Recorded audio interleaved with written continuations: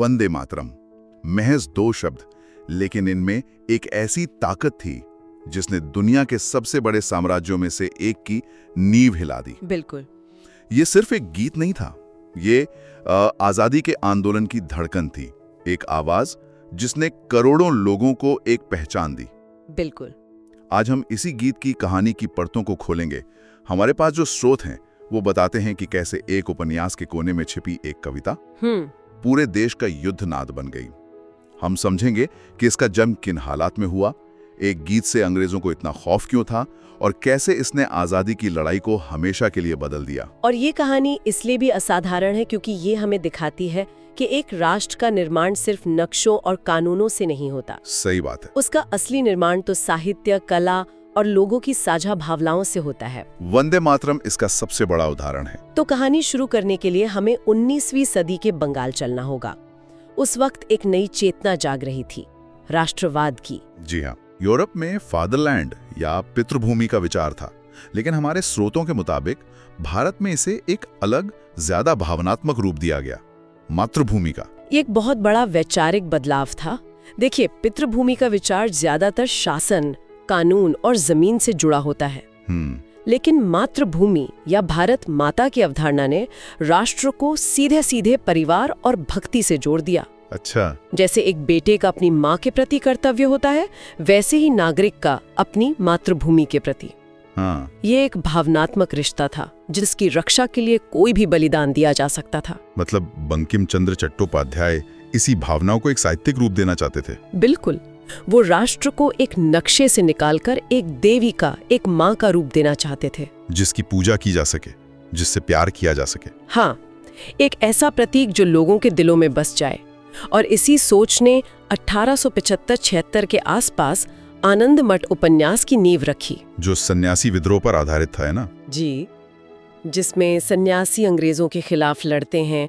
और इसी उपन्यास के एक हिस्से में एक पात्र पहली बार ये गीत गाता है, वंदे मातरम। ये गीत जब लिखा गया था तो इसकी भाषा संस्कृत मिश्रित बंगाली थी। हाँ, और इसमें भारत की एक बहुत ही सुंदर, एक बहुत ही जीवंत तस्वीर खींची गई थी। पानी से भरी, मीठे फलों वाली, ठंडी हवा वाली, हरे भरे खेतों वाली धरती। ये सिर्फ जमीन का टुकड़ा नहीं था, ये शक्ति और प्रेम का स्वरूप थी। दिलचस्प बात तो ये है कि शुरुआत में इस पर किसी का ज्यादा ध्यान नहीं गया। नहीं, बिल्कुल नहीं। ये उपन्यास का एक हिस्सा भर था, लेकिन जैसे जैसे उपन्यास लोकप्रिय हुआ, ये गीत लोगों की जुबान पर चढ़ने लगा। इसने भारत की एक ऐसी तस्वीर पेश की जो पहले कभी नहीं की गई थी, एक जीती जागती पूजनीय माँ की। इसने राष्ट्रवाद को एक आध्यात्मिक गहराई दे दी। तो बंकिम चंद्र ने ये गीत लिख तो दिया, लेकिन एक उपन्यास के पन्नों से निकलकर ये अंग्रेजों के लिए सिरदर्द कैसे बन गया? आखिर कुछ शब्दों में ऐसा क्या था कि दुनिया की सबसे बड़ी हुकूमत इससे डरने लगी? डर की कई वजहें थीं। 1880 और 90 के दशक तक ये गीत बंगाल के राष्ट्रवादी समूहों में, खासकर युवाओं में तेजी से फैल रहा था। तो अंग्रेजों ने इसे सिर्फ एक कविता के तौर पर नहीं देखा? नहीं, उन्हें इसमें विद्रोह के बीज दिखाई दिए। हमारे स्रोत बताते हैं कि ब्रिटिश खुफिया रिपोर्टों में इसे the Marseillaise of the Bengali nationalists कहा जाने लगा, यानी फ्रांसीसी क्रांति के गीत की तरह। हाँ, वो इसकी तुलना एक ऐसे गीत से कर रहे थे जिसने एक राजशाही को उखाड़ फेंका था। तो अंग्रेजों ने इसे विद्रोही गीत यानी सेडिशियस सॉन्ग का तमगा दे दिया। लेकिन क्या ये सिर्फ एक लेबल था या इसके असल परिणाम भी थे? नहीं, इसके असल परिणाम थे। स्रोतों में कई घटनाओं का जिक्र है, खासकर बंगाल में, जहां छात्रों की पूरी क्लास को सिर्फ इसलिए स्कूल से निकाल दिया गया क्योंकि उन्होंने वंदे मातरम गाया था। सिर्फ गाने पर? जी, सरकारी कर्मचारियों के लिए तो ये पूरी तरह से प्रतिबंधित था।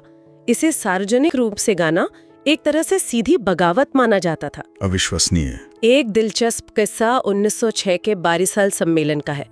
ब्रिटिश पुलिस ने प्रतिनिधियों पर सिर्फ इसलिए लाठीचार्ज कर दिया क्योंकि वे वंदे मातरम के नारे लगा रहे थे। अच्छा। कई नेता बुरी तरह घायल हुए। ये घटना दिखाती है कि ये नारा ब्रिटिश सत्ता के लिए सीधी अवज्ञा का प्रतीक बन गया था। मतलब एक गीत गाना ही राजद्रोह माना जाने लगा। लेकिन इस गीत को असली ताकत तो मेरे ख्याल से 1905 में मिली। हाँ, बिल्कुल। जब लॉर्ड कर्जन ने बंगाल के विभाजन का ऐलान किया। हाँ, 1905 का बंग भंग आंदोलन वो पल था जब वंदे मातरम एक क्षेत्रीय गीत से उठकर राष्ट्रीय आंदोलन का नारा बन गया। कर्जन की फूट डालो और राज करो की नीति के जवाब में बंगाल की सड़कें वंदे मातरम के नारों से गूंज उठीं। ये सिर्फ एक नारा नहीं था, ये बंगाल की एकता का ऐलान था और ब्रिटिश शासन को एक सीधी चुनौती। मैं उस माहौल की कल्पना कर सकता हूँ। हजारों लोग सड़कों पर जुलूस निकाल रहे हैं और सबकी जुबान पर बस एक ही नारा है, वंदे मातरम। इसने आंदोलन को सिर्फ ऊर्जा ही नहीं दी, इसने आंदोलन को एक पहचान दी। उस दौर के ब्रिटिश अधिकारियों के पत्रों और दस्तावेजों में उनका डर साफ छलकता है।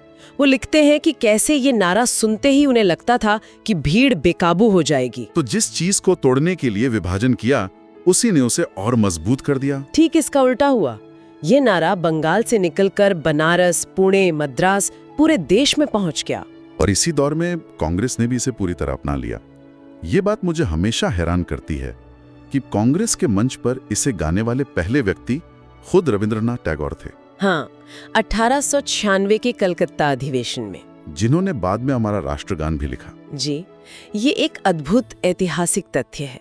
टैगोर ने न सिर्फ इसे गाया बल्कि इसकी धुन भी तैयार की। अच्छा? इसके बाद तो ये कांग्रेस के हर अधिवेशन का एक अहम हिस्सा बन गया। 1905 के बनारस अधिवेशन में, 1906 में ये गीत अब पूरे स्वतंत्रता आंदोलन की आवाज बन चुका था। लेकिन जैसे जैसे ये गीत लोकप्रिय होता गया, इसके साथ एक विवाद भी जुड़ने लगा। हाँ, गीत की कुछ पंक्तियों में भारत को दुर्गा और लक्ष्मी जैसे देवी देवताओं के रूप में चित्रित किया गया था। यहाँ से कुछ मुश्किलें शुरू हुई, है ना? हाँ, और ये समझना जरूरी है कि आपत्ति गीत के राष्ट्रवाद से नहीं बल्कि उसके धार्मिक चित्रण से थी। मतलब के नारे लगाए थे। लेकिन 1920 और 30 के दशक तक जब राजनीतिक माहौल बदला, तब मुस्लिम लीग और अन्य समूहों ने इस पर आपत्ति जताना शुरू किया। उनका तर्क था कि एक देवी के रूप में राष्ट्र की वंदना करना एकेश्वरवाद के सिद्धांतों के खिलाफ है। ये तो एक बहुत ही संवेदनशील और जटिल मुद्दा था। एक तरफ ये गीत लाखों लोगों के लिए प्रेरणा था और दूसरी तरफ ये भारत की धार्मिक विविधता के साथ पूरी तरह से मेल नहीं खा रहा था। तो कांग्रेस के नेताओं ने स्थिति को कैसे संभाला? कांग्रेस के सामने एक बड़ी चुनौती थी। वो इस गीत को छोड़ नहीं सकते थे क्योंकि ये आजादी की लड़ाई की आत्मा बन चुका था। तो उन्होंने एक बीच का रास्ता निकालने की कोशिश की। जी, 1947 में कांग्रेस वर्किंग कमेटी ने इस पर लंबी बहस की, जिसमें जवाहरलाल नेहरू, मौलाना अबुल कलाम आजाद और सुभाष चंद्र बोस जैसे नेता शामिल थे। और इस बहस का नतीजा क्या निकला? नतीजा एक समझौता था। कमेटी ने ये माना कि गीत के बाद के हिस्सों में देवी दुर्गा का जिक्र है, जिससे गैर हिंदुओं को आपत्ति हो सकती है। ठीक है। इसलिए ये फैसला किया गया कि सार्वजनिक समारोहों में या राष्ट्रीय गीत के तौर पर सिर्फ गीत के पहले 2 पद ही गाए जाएंगे, जिनमें सिर्फ मातृभूमि की सुंदरता का वर्णन है। बिल्कुल, उसके बाग, उसकी नदियां, उसकी हवा। ये एक ऐसा समाधान था जो गीत की ऐतिहासिक भावना का भी सम्मान करता था और भारत की अनेकता का भी। और यही वजह है कि आज भी आधिकारिक तौर पर इसके पहले 2 पद ही मान्य हैं। जी हाँ। फिर जब देश आजाद हुआ तो राष्ट्रगान और राष्ट्रगीत को लेकर भी एक बहस हुई। बिल्कुल, संविधान सभा में इस पर काफी विचार विमर्श हुआ। कई लोग चाहते थे कि वंदे मातरम को राष्ट्रगान बनाया जाए। जाहिर है इसका इतिहास इतना गौरवशाली था। हाँ, लेकिन आखिरकार जन गण मन को राष्ट्रगान के रूप में चुना गया। इसके पीछे कुछ वजहें थीं। एक तो ये कि इसकी धुन ज्यादा आसानी से एक ऑर्केस्ट्रा बैंड द्वारा बजाई जा सकती थी, और दूसरा, इस पर कोई धार्मिक विवाद नहीं था। सही। तो फिर वंदे मातरम का क्या हुआ? वंदे मातरम के ऐतिहासिक महत्व को देखते हुए संविधान सभा के अध्यक्ष डॉक्टर राजेंद्र प्रसाद ने 24 जनवरी 1950 को एक विशेष बयान दिया। क्या कहा उन्होंने? उन्होंने ऐलान किया कि जन गण मन भारत का राष्ट्रगान होगा और वंदे मातरम को राष्ट्रगीत यानी नेशनल सॉन्ग का दर्जा दिया जाएगा और उसका सम्मान राष्ट्रगान के बराबर ही होगा। तो एक तरह से इस गीत के अतुलनीय योगदान को एक स्थायी सम्मान दिया गया। बिल्कुल। तो एक उपन्यास के कुछ शब्दों से लेकर आजादी की लड़ाई का सबसे शक्तिशाली नारा और फिर राष्ट्रगीत बनने तक का सफर, वंदे मातरम की कहानी वाकई असाधारण है। निश्चित रूप से इसकी विरासत बहुआयामी है। इसने हमें भारत माता का एक शक्तिशाली भावनात्मक प्रतीक दिया, इसने बंग भंग आंदोलन को एक आवाज दी और अनगिनत क्रांतिकारियों को प्रेरणा दी। हाँ, खुदीराम बोस, भगत सिंह, और सबसे बढ़कर इसने ये दिखाया कि कैसे संस्कृति एक गीत, एक कविता राजनीति को दिशा दे सकती है और इतिहास का रुख मोड़ सकती है। बिल्कुल। ये हमें याद दिलाता है कि राष्ट्रवाद सिर्फ राजनीति या सीमाओं से नहीं बनता, बल्कि ये संस्कृति, कला और लोगों की गहरी भावनाओं से जन्म लेता है। एक गीत एक साम्राज्य को चुनौती दे सकता है, ये सोचना ही कितना शक्तिशाली है। बिल्कुल। और ये आज भी प्रासंगिक है। ये हमें बताता है कि जो प्रतीक हमें जोड़ते हैं वो कितने कीमती होते हैं और उन्हें कितनी समझदारी से सहेजने की जरूरत होती है। और ये एक सोचने वाली बात भी छोड़ जाता है कि आज के इस डिजिटल दौर में जब विचारों का टकराव बहुत ज्यादा है, ऐसे कौन से सांस्कृतिक प्रतीक हैं जो धर्म, भाषा और क्षेत्र से ऊपर उठकर लोगों में ठीक वैसी ही एकजुटता और गहरी भावना जगाने की ताकत रखते हैं जैसी कभी वंदे मातरम में थी।